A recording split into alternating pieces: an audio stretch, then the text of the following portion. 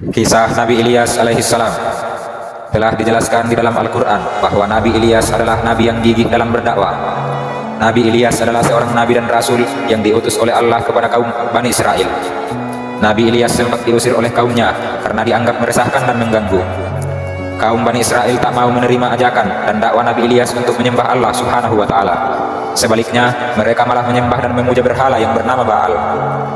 Kisah Nabi Ilyas ini dijelaskan dalam Al-Quran surah As-Safaat yang berbunyi, sesungguhnya Ilyas adalah salah seorang dari nabi dan rasul. Ingatlah ketika dia berkata kepada kaumnya, mengapa engkau tidak bertakwa? Patutkah kamu menyembah Baal dan kamu tinggalkan sebaik-baik penciptamu, yaitu Allah Tuhanmu dan Tuhan nenek moyangmu. Nabi Ilyas adalah keturunan dari Nabi Harun alaihissalam. Beliau diangkat menjadi rasul setelah meninggalnya Nabi Sulaiman alaihissalam. Raja Israel saat itu adalah Ahab.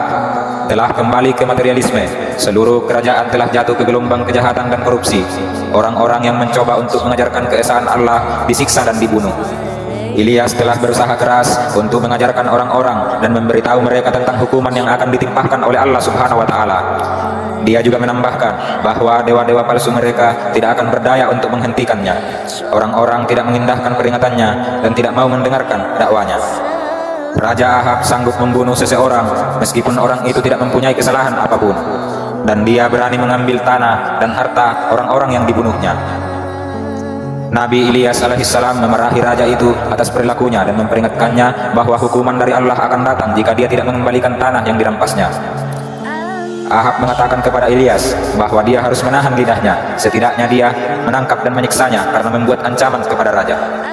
Tak lama kemudian, perkataan Nabi Ilyas pun terbukti, dimulai dengan putra Raja Ahab itu jatuh sakit. Nabi Ilyas frustasi dengan perilaku raja dan bertanya kepadanya, mengapa engkau tidak berdoa kepada Tuhan dan dewa-dewa yang engkau idolakan itu untuk kesembuhan anakmu? Raja Ahab merasa sangat terhina oleh kata-kata Ilyas. Ia mengirim pengawalnya untuk membawanya, menyiksa dan membunuhnya. Nabi Ilyas bersujud dan berdoa kepada Allah untuk keselamatannya. Di saat penjaga istana memasuki kamarnya, mereka akan mendadak mati. Membuat Nabi Ilyas pun berlanjut. Seluruh kerajaan dilanda kekeringan. Kelaparan melanda orang-orang yang ada di kerajaan Ahab, berlanjut selama 3 tahun. Namun Nabi Ilyas kembali mendoakan mereka, memohon kepada Allah menunjukkan belas kasihan kepada mereka, orang-orang yang dilanda kelaparan. Orang-orang telah merasakan kekuatan kebesaran Allah, mereka minta untuk diampuni. Maka diturunkanlah hujan ke bumi, hujan yang sangat deras dan mengakhiri kemarau panjang itu. Seperti halnya nabi dan rasul yang lainnya, Nabi Ilyas pun diberikan mukjizat oleh Allah Subhanahu wa Ta'ala.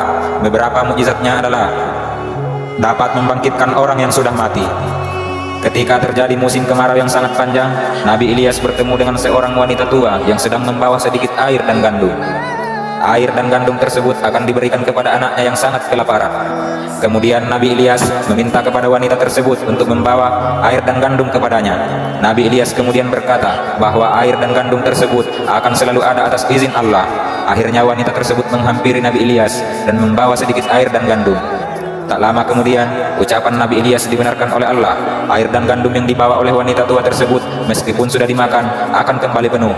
Namun sayangnya, sang anak meninggal terlebih dahulu sebelum dapat memakan apa yang dibawa oleh ibunya.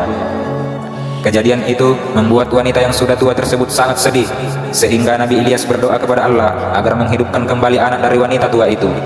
Allah mengabulkan doa Nabi Ilyas, dan anak dari wanita itu pun kembali hidup, sehingga bisa memakan apa yang dibawakan ibunya. Nabi Ilyas juga dapat berlari kencang mendahului kereta milik Raja Ahab. Ketika Nabi Ilyas mendapat serangan dan dikejar oleh kaum Bani Israel, Nabi Ilyas lari sangat kencang sehingga mereka tidak dapat menemukannya. Beliau juga dapat mendatangkan kemarau yang panjang dan hujan.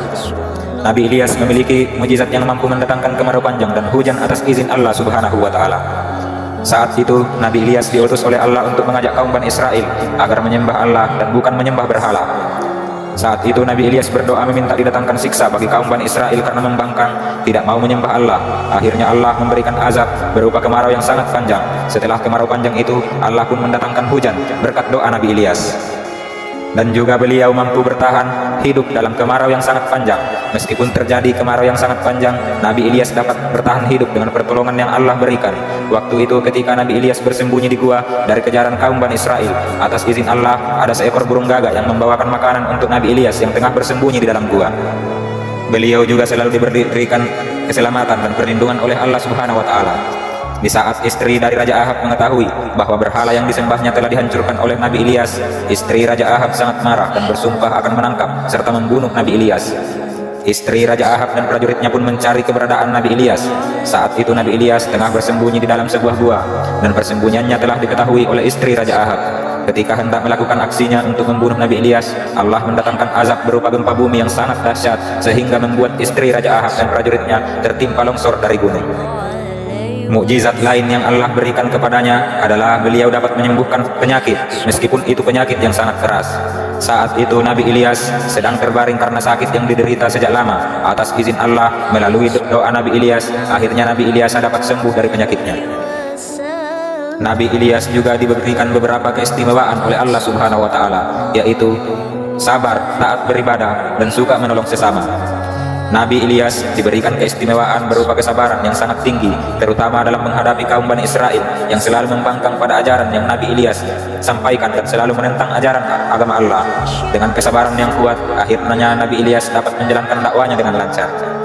Nabi Ilyas adalah sosok yang taat dalam beribadah kepada Allah. Nabi Ilyas selalu mematuhi ajaran yang diperintahkan oleh Allah dan selalu menjauhi larangannya. Dalam perjalanan hidupnya, Nabi Ilyas selalu mengutamakan beribadah dan meninggalkan keduniaan. Nabi Ilyas diberikan juga keistimewaan berupa hati yang lapang dan suka menolong sesamanya.